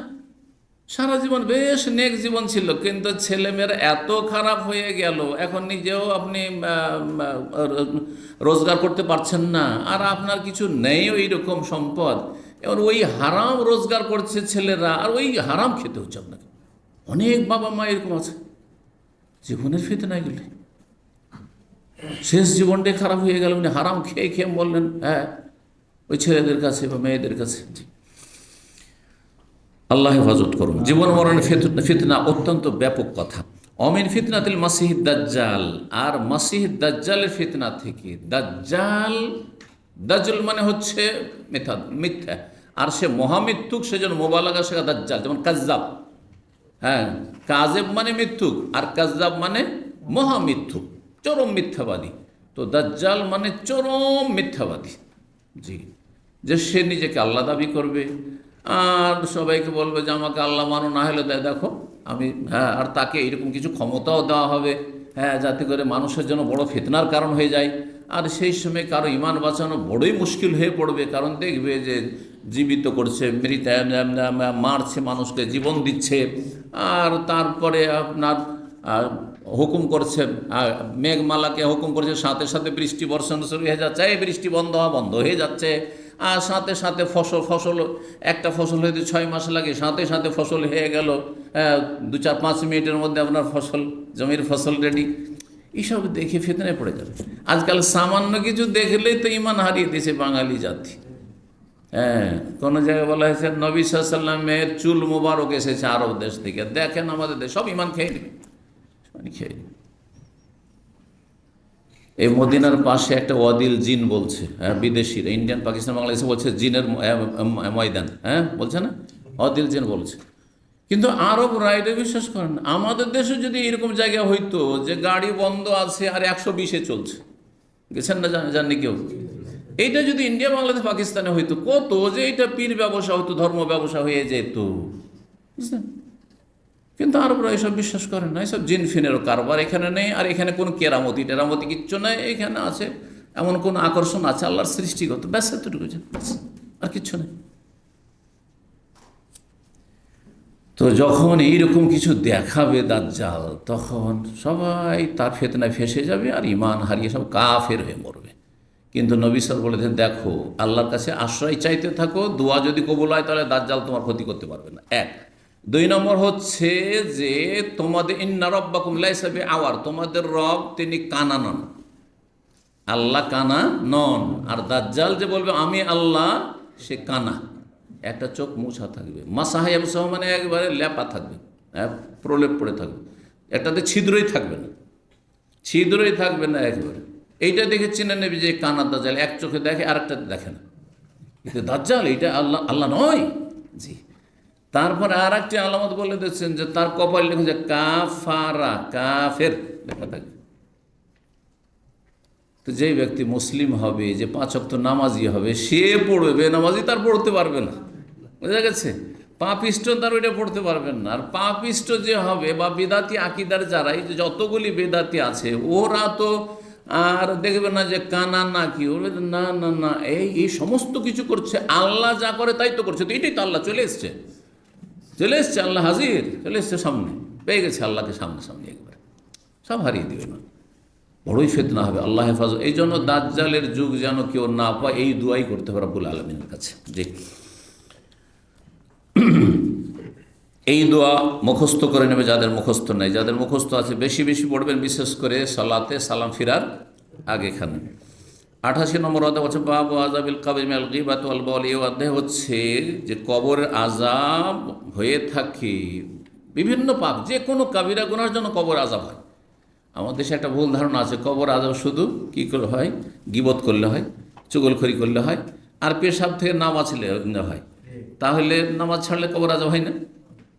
কেউ যদি ফরজ রমজানে রোজা না রাখে তো কবর আযাব হয় না? কেউ যদি যাকাত না দিতে কবর আযাব হবে না? কেউ যদি হজ না করে, হজ ফরজে কবর আযাব হবে না? কেউ যদি জেনা করে হয়তো কবর আযাব হবে না? মদ খোরের কবর আযাব হবে না? কোনো অপরাধ নেই, কিন্তু মদ খেত, আজ কবর আযাব হবে না? হবে। যে কোনো কাবিরা গুনাহ হচ্ছে কবর আযাবের কারণ। কিন্তু হাদিসে যে এসছে গীবত বা চুগলখড়ি আর পেশাব থেকে না বাঁচার ক্ষেত্রে, কারণ এইগুলো সচরাচর হয়ে যায়। পেশাবের ক্ষেত্রে একটু অসাবধান হইলেই পেশাব ছিটে হয়তো কাপড়ে পড়ে গেছে, গায়ে লেগে গেছে। আর যখন পেশাব কাপড়ে লেগে থেকে গেল বা গায়ে লেগে থেকে গেল, তখন আপনার উজু হইল না, তাহারাত হলো না, শরীর নাপাক থেকে গেল। শরীর নাপাক থাকলে সলাৎ হইল না। তাহলে বোঝা গেল যে পেশাবের ছিটা পড়লেই যদি কবর আযাব হয়, তাহলে যেই জন্য পবিত্রতা সলাৎ যে বেনামাজি, তার কত কবর আযাব হবে, এটা বুঝতে হবে। কিন্তু আমাদের দেশের বক্তারা এইভাবে বোঝায় না, এই জন্য বেনামাজি মনে করে কবর আযাব তো হয়, ও গীবত চুগলখড়ি করলে, এগুলো করলে হয়, হ্যাঁ, পরের পরনিন্দা করলে অথবা পেশাব থেকে না বাঁচলে, আমি পেশাব থেকেও বাঁচি কিন্তু নামাজ পড়ি না, কবর আযাব হবে না। এইসব শিক্ষা হচ্ছে আমাদের দেশীয় শিক্ষা, বুঝতে পেরেছেন না? মোটেই না। যে কোনো ফরজ ওয়াজিব ছাড়লে কবর আযাব হবে, আর যে কোনো হারাম নাজায়েজ করলে কবর আযাব হবে। তো এখানে যে বলা হয়েছে হাদিসে যেহেতু এই অপরাধগুলির কথা এসেছে, এই দুটো অপরাধ, সেই জন্য এখানে উল্লেখ করেছেন। 1378 নম্বর হাদিস, হাদিস ইবনে আব্বাস রাদিয়াল্লাহু তাআলা আনহু বর্ণনা করেছেন। এর আগে কয়েকবার হাদিসটি এসেছেও। মাররান নবী সাল্লাল্লাহু আলাইহি ওয়াসাল্লাম আলা কবরাইন, নবী সাল্লাল্লাহু আলাইহি ওয়াসাল্লাম মদিনার ভিতরেই দুটো কবরের পাশ দিয়ে একবার অতিক্রম করলেন। ফাকালা, বলে, ইন্নাহুমা লা ইউআযাবান, এই দুটো লোককে কবরে আযাব হচ্ছে। ওমা ইউআযাবানি ফি কাবীর, কিন্তু তাদেরকে কোনো বড় বিষয়ে আযাব হচ্ছে না। বড় বিষয়ে আযাব হচ্ছে না, বড় বিষয় বললাম, বড় গুনার কারণে আযাব হচ্ছে না, এই তরজমা ভুল। বড় গুনাহ যদি না হয়, ছোট গুনাহ সাগীরা, তো সাগীরার জন্য আযাব হবে না। সাগীরার জন্য কবর আযাব কোনো আযাবই হবে না। সাগীরার জন্য যদি দৈনন্দিন নেক আমল থাকে, অটোমেটিকলি সব মাফ হয়ে যাচ্ছে। ধরেন জোহর আসর মাঝখানে একটু ভুল হইল, কিন্তু ছোট ছোট গুনাহ হইল। ছোট গুনার একটা উদাহরণ দিই। আজকাল ফেসবুক খুলছেন আর সামনে বা খবর দেখছেন, এটা মহিলা খবর পড়ছে, চোখের গুনাহ হইল না? মহিলার আওয়াজে খবর শুনলেন আপনি, গুনাহ হইল না? কিন্তু এটা হচ্ছে সাগীরা গুনাহ, সাগীরা গুনাহ। জোহর আসর মাঝখানে এটা করেছিলেন, যখন আসর পড়লেন আবার গুনাহ মাফ হয়ে গেল। উজু দিয়ে মাফ হইলো কিছু, আর কিছু মাফ হইলো, মসজিদে হেঁটে গেলে ওতে মাফ হইলো, আর সালাত আদায় করলে তাতে ইন্নাল হাসানাতি ইউযহিবুনাস সাইয়্যাত, নেকি করলে গুনাহগুলি মুছে যায়। কিন্তু সাগীরা যদি আবার খুব বেশি পরিমাণ হয়, তখন ওটা কাবিরা হয়ে যায়। যেন সাগীরাটার পরিমাণে যেন অল্প স্বল্প থাকে, দুটো একটা সাগীরা হয়ে যাচ্ছে। সাগীরাও বড় হয়ে যেতে পারে। কখন বড় হবে? যখন অহরহ সাগীরা করছেন আপনি, কাজ কাম নাই, সন্ধ্যা 4টা-5টায় ছুটি হয়ে গেছে। এখন যেই জায়গাগুলোতে বেহায়া বেপরদা মহিলা লেডিস মার্কেটে দেখা যায় তাদেরকে, সেখানে গিয়ে বসে আছেন ধারণা দিই।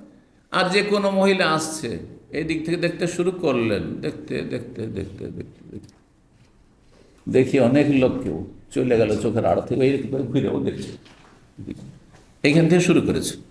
বলে এটাও সাগীরা। আরে এক একটু হইলে সাগীরা, কিন্তু সাগীরাটাকে আপনি কাবিরা করে দিলেন। আপনি এখন যত মহিলা আসতে দেখতে আছেন, যত মহিলা আসে দেখতে আছেন, শুধু তাকাইতে আছেন কোনটা কেমন কোনটা কেমন। হ্যাঁ, তাহলে তো তখন ছোট ছোট কঙ্করের সমষ্টি দিয়ে পাথর তৈরি হয়। যেমন আরবি কবি বলেছে, ইন্নাল জিবালা মিনাল হাসা, পাহাড় কি, পাহাড়কে টুকরো টুকরো করে ছোট ছোট কঙ্কর হয়ে যাবে, আর সেটি এক জায়গায় হয়ে গেছে, সেজন্য পাহাড়, ওর নাম পাহাড় পর্বত হয়ে গেছে। ঠিক, আল্লাহ হেফাজত করুন। নবী সাল্লাল্লাহু আলাইহি ওয়াসাল্লাম বললেন যে এমন কোনো বড় বিষয় ছিল না গুনাহগুলি। এই জন্য অন্য হাদিস ওয়াইন্নাহু লাকাবীর, গুনাহ বড়, কিন্তু এই বড় গুনাহতে বেঁচে থাকাটা কোনো বড় বিষয় ছিল না। যেমন আমরা বলি, অনেকে ভুল করে দিলেন, এই যে ভুলটা আপনি করেছেন, এই ভুলটা হওয়ার কথা নয় আসলে। হ্যাঁ, আর এই ভুল থেকে, এই পাপ থেকে বেঁচে থাকা কোনো ফ্যাক্টর না, একটু সহজ ছিল, বলি না? গুনাহ বড় গুনাহ বা অপরাধটি বড় অপরাধ, কিন্তু এই অপরাধ থেকে বাঁচাটা সহজ ছিল, বাঁচাটা সহজ ছিল। ধরেন একজন নাই ঝামেলা করতে চাইছে আপনার, ও মারামারি লাগাইতে চাইছে আপনার সাথে, বেঁচে যাওয়া সহজ যদি আপনি নিজের আবেগকে কন্ট্রোল করেন। আমাকে যতই গাল দেবে উত্তরই দেব না, তারপরে জবরদস্তি মারতে আসবে, সাধারণত এটা হয় না। কিন্তু যখন উত্তর দেবেন, আপনি একটু আস্তে উত্তর দিয়েছেন, মারামারি শুরু করবো, ও তো সুযোগ আছে, মারবো ওকে। যার নিয়ত আছে মারবো, সে একটু সুযোগই খুঁজবে, ওকে সুযোগই দেবেন না আপনি। একটা উদাহরণ এইরকমই, যে কোনো গুনাহের ক্ষেত্রে মানুষ যদি চেষ্টা করে, আর বিশেষ করে এই ধরনের গুনাহগুলি, চুগলখড়ি করা, একজনের কথা আরেক জয়ে লাগিয়ে দিয়ে দুইজন মাঝে শত্রুতা পয়দা করা, আমার কি গরজ পড়েছে? হ্যাঁ, এর সাথে বা কি গরজ, ওর সাথে বা কি গরজ? আর গরজ থাকলে আমি এই তুচ্ছ নোংরামি কাজ কেন করতে যাব? মানুষের মাঝে ঝামেলা বাঁধাইতে কেন যাব? এর কথা শুনলাম, ওটাকে আমানত রেখে দিলাম, এর কথা ওর বিরুদ্ধে শুনলাম, ওটা আমানত রেখে দিলাম, বলবো না কারো কথা, ঝামেলা শেষ। বুঝতে পারছেন? এরকম পেশাবের বিষয়টি, আর একটু সতর্ক হইলেই তো হয়। পেশাব করে যখন বসলেন, দেখে নেন কাপড়গুলো একটু সেটে নেন, তারপরে শক্ত জায়গায় পেশাব করিয়েন না, যে পেশাবগুলো ছিটে উল্টো চলে আসছে আপনার কাপড়ের দিকে বা আপনার পায়ে লেগে যাচ্ছে, এমনটা না হয়, মোজায় লেগে যাচ্ছে, এমনটা না হয়। জি, তারপরে যেখানে পেশাব করবেন বা পায়খানা করবেন চারিদিক দেখে নেন, কোনো মানুষ দেখতে তো পাচ্ছেন না, এটা একটু সতর্ক হয়ে যান। হ্যাঁ, যে বেহায়া বেপরদা হয়, আমার লজ্জা স্থান কেউ দেখে নেবে, এমনটা যেন না হয়, কারণ এটাও কবর আযাবের কারণ। যে অন্য রিওয়ায়াতে রয়েছে। তো বেঁচে থাকা খুব সহজ ছিল, তাই বলছেন ওয়াইন্নাহু লাকাবীর, অন্য রিওয়ায়াতে রয়েছে গুনাহগুলি কাবিরা, কিন্তু বেঁচে থাকাটা অত বড় ব্যাপার ছিল না। সুম্মা কালা, তার বলে বালা, শোনো, বালা কেন বলেন, হ্যাঁ হ্যাঁ মানে গোনাগুলি আসলে কাবিরা, অন্য রিওয়ায়াতে রয়েছে। আম্মা আহাদহম্মা, এই দুইজনকে যে শাস্তি হচ্ছে তাদের একজন ফাকান ইয়াস আবিন নামিমাতে, সেই ব্যক্তি চুগলখড়ি করার জন্য ছোটাছুটি করতেন। আপনার বাসায় চলে গেল, যাওয়ার পরে বলছেন যে ভাই জানেন আপনার সম্পর্কে না, ওই যে আছে না, ওই যে এই যে আছে না শামসু আছে না, ও খুব খারাপ মন্তব্য করছিল, বলছে লোকটা খুবই খারাপ, খারাপ খুব। তাই নাকি? আরে ওকে এত ভালোবাসি আমি, প্রতি সপ্তাহে ওই পার্টি করি, ওর সাথে খাওয়া দাওয়া করি। হ্যাঁ, আর যে কোনো সময় দেখা হইলে বুঝিয়ে নিয়ে যায় খাওয়াই, যার ওর সাথে জীবনে কথাই বলবো না, দিল আপনাকে গরম করে। তারপরে আপনি দু একটা গাল দিয়ে দিলেন, হয়তো নিমক হারাম আছে, আরও কিছু বলে দিলেন, আপনি গেল ওর কাছে, জানেন ভাই আরে আপনাকে নিমক হারাম বলছিল, আপনার বলছে বেঈমান, হ্যাঁ হ্যাঁ নুন খেয়ে, হ্যাঁ নুন, হ্যাঁ গুন গায় নাই, নিমক হারামি করে, আরও কত কি বলে দিল। তাই নাকি? জীবনও কথা বলবো না সব। তারপরে হঠাৎ দেখা হচ্ছে মসজিদে এসে দুইজন দুই গেট দিয়ে বেরোচ্ছে, দেখেই টান দিচ্ছে, অথচ কোনো ব্যাপারই নেই আসলে, খামাখে মাঝখানে একজন শয়তান ঝামেলা লাগিয়ে দিয়ে বসে আছে। এই জন্য চুগলখড়িকে হাদিসে সেহের, জাদুর মতো এর প্রতিক্রিয়া দ্রুত।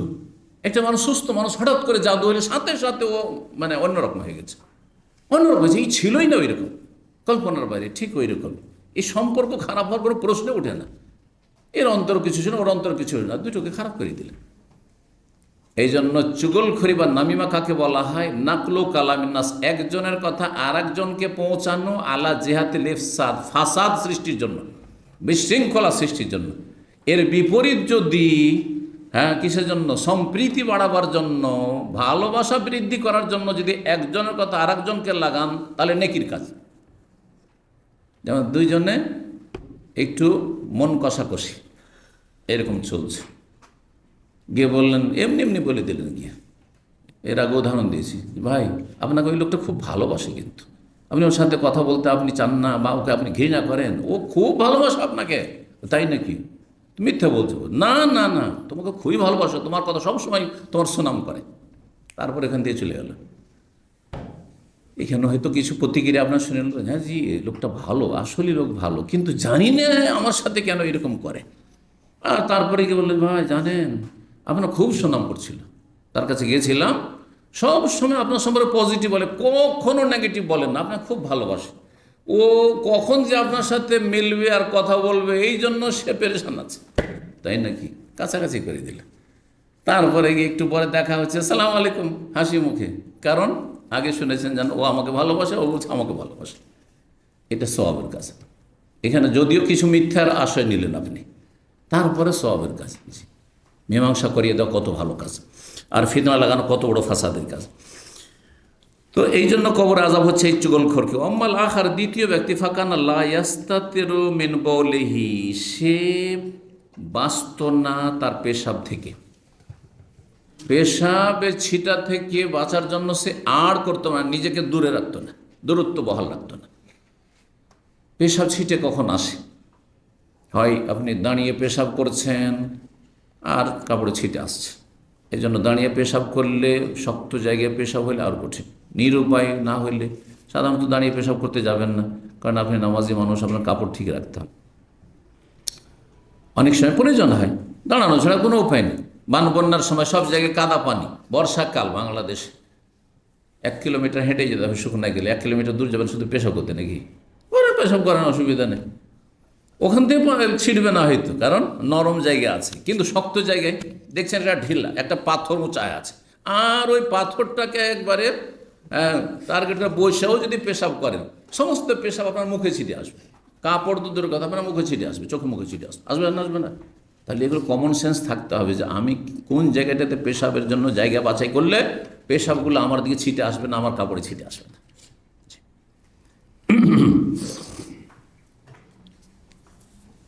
কাল, তারপর বলছেন সুম্মা আখাযা উদান রাতবান, নবী সাল্লাল্লাহু আলাইহি ওয়াসাল্লাম তারপরে একটি তাজা ডাল নিলেন। এখানে ডাল রয়েছে, অন্য রিওয়ায়াতে রয়েছে জারিদাতান, মানে খেজুর ডাল। তার ডালটি কিসের ছিল?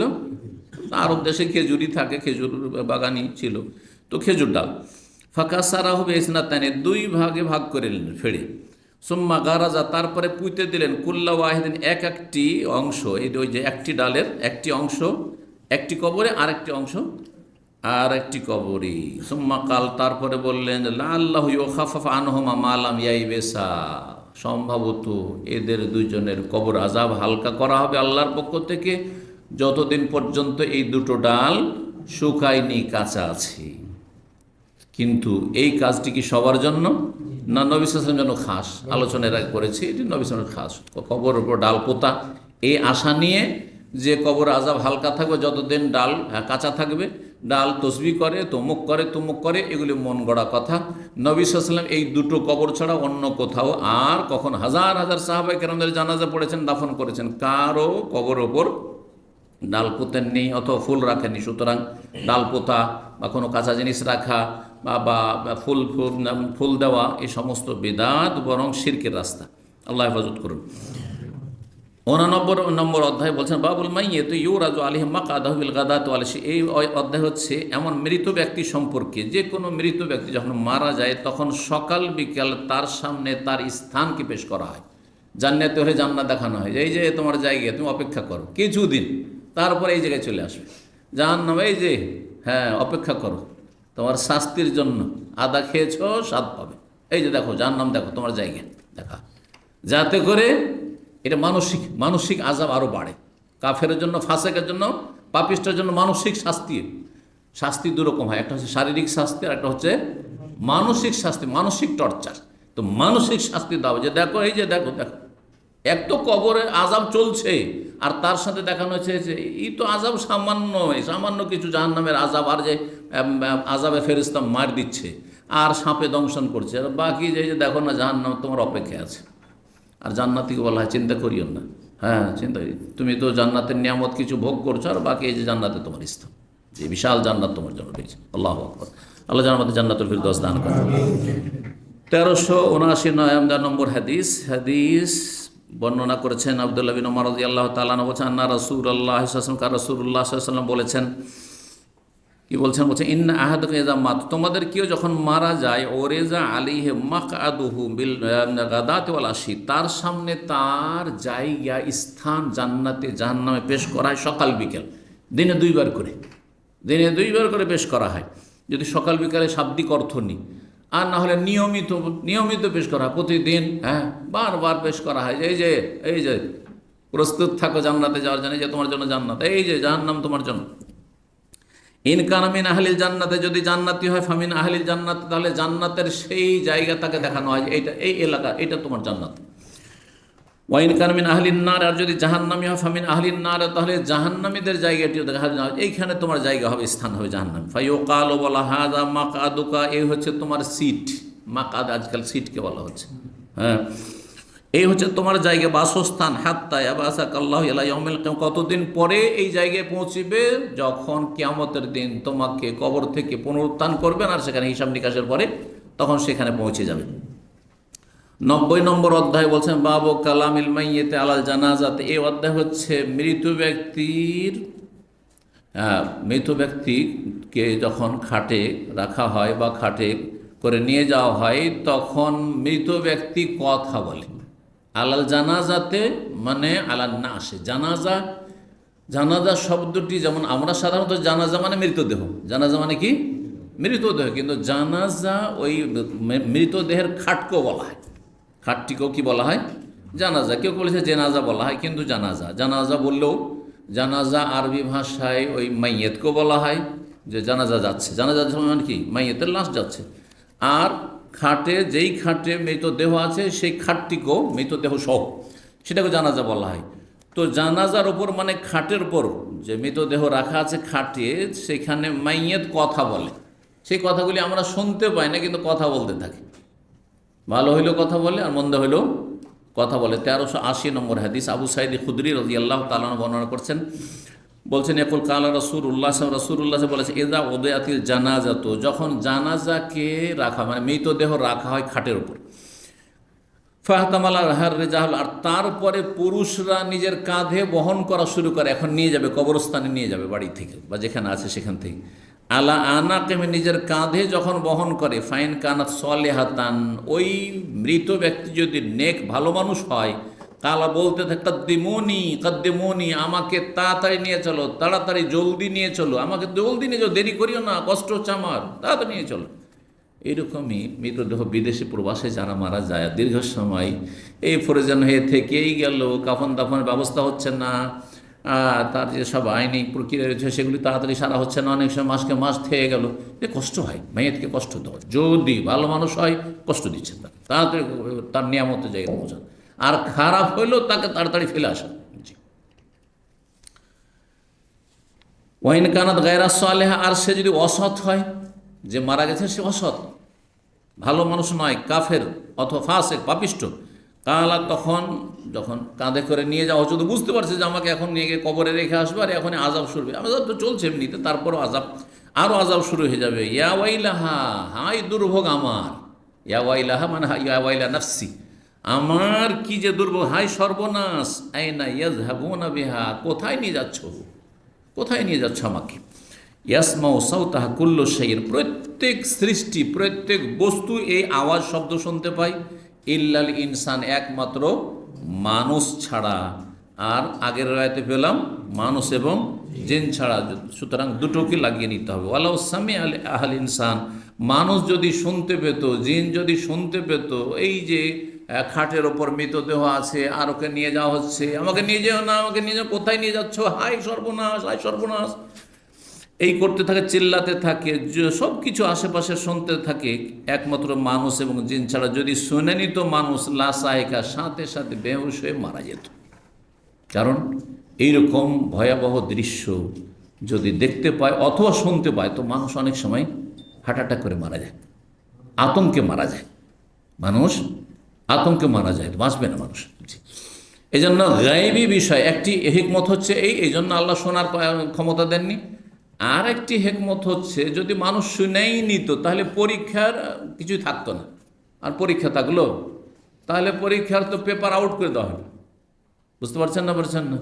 যদি দেখেই নিল যে এই যে খারাপ মানুষ চিৎকার করছে, আমাকে নিয়ে যাও না, আমাকে নিয়ে যাও না, তাহলে গ্রামের সব মানুষ ভালো ভালো হয়ে যাবে, তাহলে আর পরীক্ষায় কি থাকলো, না দেখে ইমান নিয়ে আসতে হবে আর ভালো আমল করতে হবে, পরীক্ষাই থাকলো না। ঠিক ওই জন্য আল্লাহ শোনার তৌফিক দেয়নি মানুষ এবং জিনকে। এখানে নতুন বিষয় আসছে, মুসলিমদের সন্তান যদি বাল্য জীবনে মারা যায় তাদের কি হবে, তারপরে মুশরিকদের সন্তান সম্পর্কে কি হবে, আর লম্বা আলোচনা, সেজন্য আর সেদিকে আমরা যাচ্ছি না। আজকে এখানে আমাদের আলোচনা শেষ করছি। আগামী পর্বগুলিতে ইনশাআল্লাহ তাআলা আর দুইটি বা তিনটি পর্বে ইনশাআল্লাহ তাআলা আমরা জানাজা শেষ করতে পারবো। আল্লাহ রাব্বুল যেন তৌফিক দান করেন এবং সহিহ বুখারীর পুরো হাদিসগুলিকে যেন আমরা ব্যাখ্যা করে শেষ করতে পারি, আল্লাহ যেন কবুল করেন, তৌফিক দান করেন। আপনাদেরকে আল্লাহ শোনার তৌফিক দান করেন, আমলের তৌফিক আমাদের সকলকে দান করেন। জাযাকুমুল্লাহ খাইরান ওয়া সাল্লাল্লাহু সাল্লাম আলা নবিয়ানা মুহাম্মদ ওয়া আলা আলিহি ওয়া সাহবিহি আজমাইন।